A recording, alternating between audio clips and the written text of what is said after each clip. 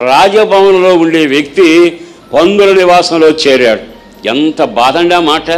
దేవుడు నిన్ను రాజబిడ్డగా చేయాలా? దేవుడు నీకు సమృద్ధిని కలుగ చేయాలా? వాక్యమనే కృపను నీకు అనుగ్రహించాలా? సంఘాన్ని ఇచ్చాడుగా, సేవకుడిని ఇచ్చాడు కదా, వారం వారం క్రొత్తగా దేవుని మాటలు వినిపిస్తూ వచ్చాడుగా.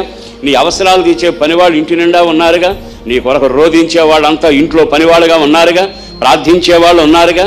తప్పిపోయిన కుమారుడిది కాస్త వదులుకొని నాకు ఈ పనివాళ్ళు అక్కరలా, ఈ ప్రార్థనలు అక్కరలా, ఈ తండ్రి సహవాసం అక్కరలా, ఆడుకునే స్థలానికి వెళతాననుకున్నాడు. ఎక్కడయ్యా తప్పిపోయిన కుమారుడా? నీ ప్రయాణంలో పరిగెత్తావు కదా, మూటగట్టుకున్నావు కదా, నాదే పెత్తనం అనుకుని వెళ్ళావు. ఎక్కడున్నావు? నేను ఉన్నతమైన నివాసంలో ఉండవలసిన వాడను.